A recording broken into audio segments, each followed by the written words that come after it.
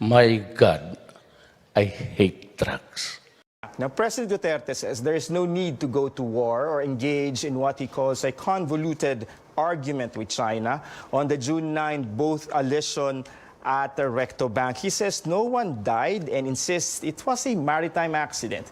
Mr. Duterte had faced criticisms for pursuing warmer ties with China amid the Asian giant's actions on the West Philippine Sea. The Philippine Coast Guard says it is finished with its probe on the matter, but it has yet to disclose the results as it wants to get the side of China. Now, President Duterte has agreed to a joint investigation on the June 9 Recto Bank allision. In a statement, presidential spokesman Sal Panelo says the president welcomes and accepts the Chinese government's offer to jointly determine what really happened and find a, quote, satisfactory closure to this episode. The president proposes a joint panel. The Philippines and China will have a representative each in the body and a third member from a neutral country. Panelo adds a joint and impartial investigation will help solve the issue, as probing the matter separately may raise speculations and accusations of bias. Key cabinet officials have earlier expressed openness to a joint probe with China, but Foreign Affairs Secretary Teddy Boy Locsin had initially opposed this. Meanwhile, Locsin responds to his predecessor Alan Peter Cayetano's claim a joint exploration deal between Philippines and China could have prevented the allision. Replying to CNN Philippines on Twitter, he says the Philippines wasted time when he already laid down the timeline for the deal. He adds, quote, some people here of thinking of rewriting my MOU or Memorandum of Understanding, which has been lauded by the world. A remembrance of life and legacy as colleagues and friends share their memories of showbiz legend Eddie Garcia on the second night of his wake. Our Tristan Nodalo joins us live from the Heritage Memorial Park in Taguig City. Tristan, you talked about the Eddie Garcia effect when celebrities from different networks came together. How is it now there? David, 70 years of dedication, passion, and professionalism and love for acting. This is the kind of legacy veteran actor Eddie Garcia left behind in Philippine showbiz. Family, friends, and colleagues of Mr. Garcia in the showbiz industry are paying their respects here at the Heritage Park in Taguig City. The Garcia family says they are overwhelmed by the love and support of those who work with the actor in front and behind the camera. Today is also a reunion of sorts for some of Garcia's on-screen leading ladies, most of them calling the actor a true gentleman. Let's listen to what they said. We did Sariwang Damo, Matandang Kabayo, mag-asawa kami. At Psy Killer, mag-asawa kami. And few other films na palagi kaming magkatambal. Ako lagi yung mahadera niyang asawa. Siya lagi yung nakakatawang asawa. It was Tito Ed who gave me my very, very first Best Actress Award when he directed me in Magdusa Ka. And then I had several wonderful movies with him in Gumapang Kasulusak, my favorite movie.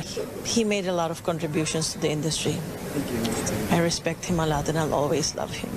He's truly a gentleman, napakabait, very respectful. I hope na hindi na mangyari ang nangyari kay Ed. We'll be missing him a lot. Sana 5 years pa, di ba? Kaya lang, aksidente, di ba? Wala tayong magagawa doon. Kaya lang, sinasabi ko nga, at least nung namatay siya, ginagawa niya pa rin kung ano talaga yung passion niya, kung ano yung pinakagusto niya.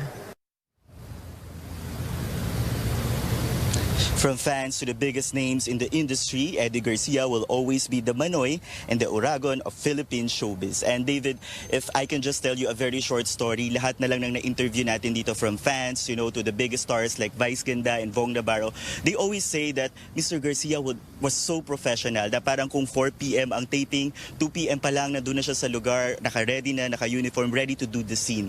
So yun yung common sentiments ng lahat ng mga uma-attend ng wake ni Mr. Garcia. And also, later tonight, there will be a mass which will be attended by his co-actors in the hit teleserye Ang Provinciano. David. Such a huge impact not only to his work colleagues but also to his fans. But for those who may still be asking, Tristan, until when is the wake of Mr. Eddie Garcia and where will his urn be placed after the inurnment? Okay, David, we spoke to the family spokesperson of Mr. Garcia, who is Dr. Tony Rebosa, and he said that the public viewing will still be until tomorrow at 6 in the evening, followed by a celebrated mass, and then the urn will be brought home by his partner, Lilibeth. David. Tristan Nodalo there, giving us the latest from Taguig. Thank you very much. The Philippine Army honors the late Eddie Garcia, who is also a military veteran. Photos from the Philippine Army show soldiers keeping vigil by the urn containing his cremated remains. The Philippine flag is also placed next to the urn to recognize his roots in the armed forces. They say they admire Garcia not only as an actor but also as a comrade in arms.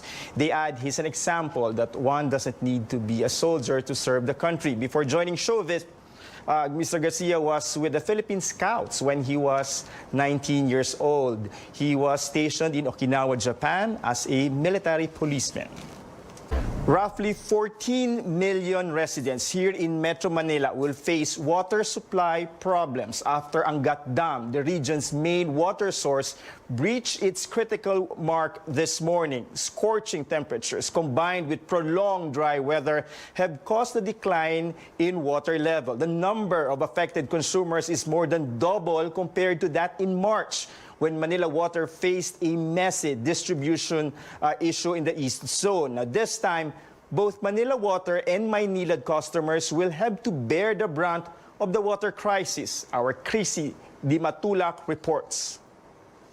Metro Manila residents are looking for ways to get by the water shortage, including the family of Reggie Nipas in Barangay Barangka Drive in Mandaluyong City. Reggie says he lives in a compound with 3 families of 15 people. They fetch water in neighboring Barangay Hulo. He recounts struggling for 4 days without water and relying on a communal tank for the ration. Ang gamit ma'am sa araw-araw, tapos ngayon, Sabado ngayon, kaya balik-balik kami kasi araw ng laba. It's a big problem as well for Julius Labo, who runs an eatery business. He says the struggle is real to keep the place clean without water. Wala na, magdamag na. Kaya ginagawa namin like plastic. Para makatipid kami sa sa tubig. O panibagong naman, tipid ipon ng tubig, gano'n. Consumers in Metro Manila and nearby areas are facing a water crisis as Angat Dam breaches its critical level of 160 meters. As of this morning, the level was at 159.78 meters. The National Water Resources Board says it has taken steps to reduce the allocation for water concessionaires in Metro Manila. Effective today, magkakaroon ng kabawasan na, bawas na po from 40 cubic meters per second to 36 cubic meters per second. Ang objective naman natin dito is ma-manage yung kasalukuyang limited supply na nasa Angat Dam ngayon. Manila Water says this will affect service for around 6 million customers, while Maynilad says it will affect its nearly 7.6 million clients. Weather Bureau Pag-asa says Angat Dam would need around 630 millimeters of rainfall to revert to its normal level of 180 meters. Halos nasa 630 mm of rainfall po yun. Depende po sa bagyo na pwedeng dumaan doon. Kasi po nung Typhoon Pablo po, umabot ng 1,000. Kaya expected po kung ganun kalakas yung bagyo, possibility na ma-meet niya po yung 180 mm of rainfall. Pag-asa says it is expecting heavier rainfall next month. Until then, consumers should adjust to less water and hope that the rains would come sooner than later. Chrissy Di Matulak, CNN Philippines. Joining us, the Foreign Affairs Department will cancel courtesy diplomatic passports issued to its former secretaries and ambassadors. In a statement, the agency said it will require former diplomats to surrender their special passports. These passports were issued as a matter of courtesy under the 1993 department order. The DFA did not state the reason for canceling these courtesy diplomatic passports. This comes after former Foreign Affairs Secretary Albert Del Rosario was barred entry to Hong Kong on Friday. Del Rosario, who was on a business trip, used his diplomatic passport. The DFA said the Office of Consular Affairs said it has revalidated Del Rosario's diplomatic passport issued on December 20, 2016. The passport is valid until December 2021. Now, joining us on the line is former DFA Secretary Albert Del Rosario. Good evening, Secretary Del Rosario. Yeah, good evening to you as well.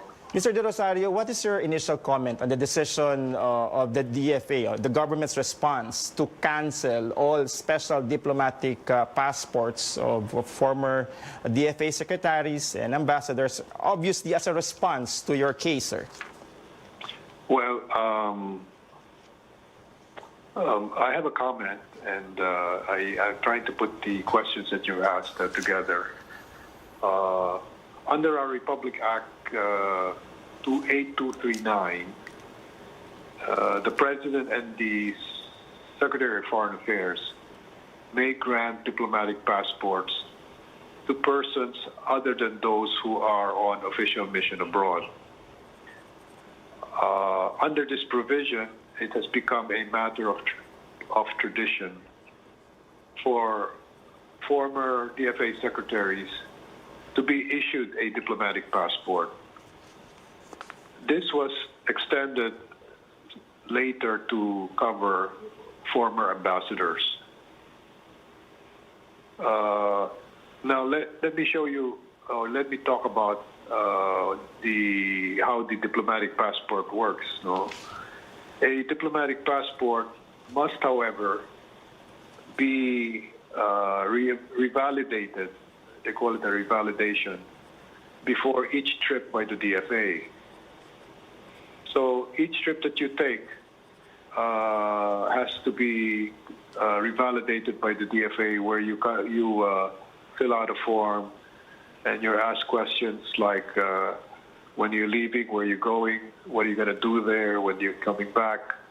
So all of this is information is used in terms of revalidating your passport.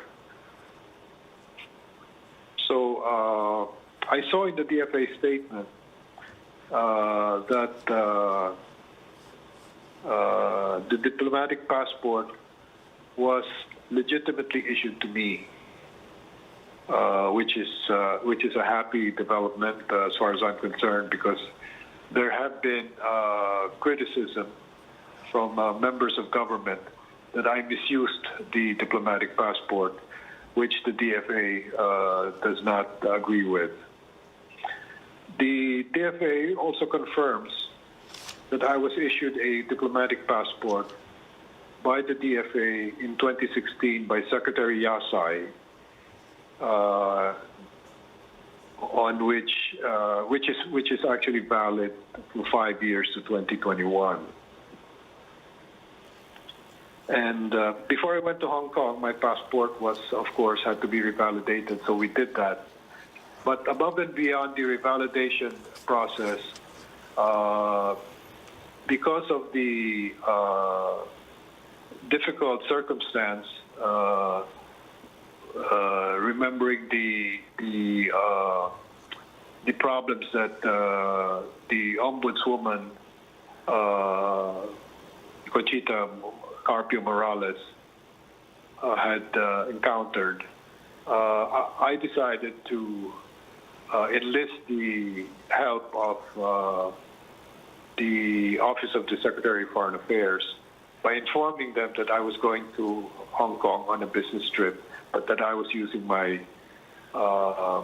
diplomatic passport. What they did was they supported the request by contacting the Consul General in Hong Kong, who in turn wrote to the Chief of Immigration to inform that I was arriving for business and that I would appreciate their support.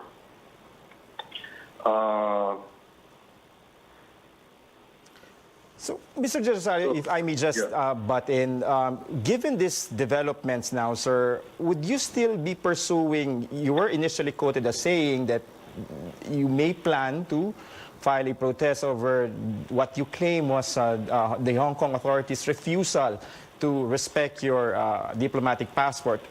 Will you still pursue this complaint, sir? Well, I don't know. We have to study it. I'm not sure whether the cancellation of the diplomatic passports for former secretaries as well as former ambassadors will actually materialize. They said that they're planning to do this, but let's see.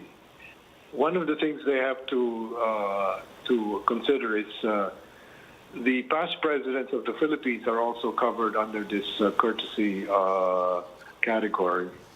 So will they keep the diplomatic passports, or will they suffer the same fate as the Secretary of Foreign Affairs and Secretaries of Foreign Affairs and that of the former ambassadors?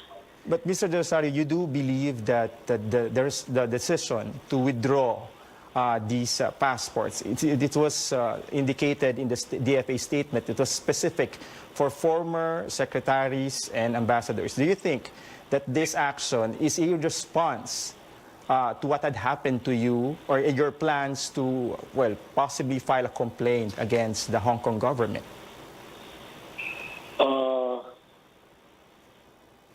I think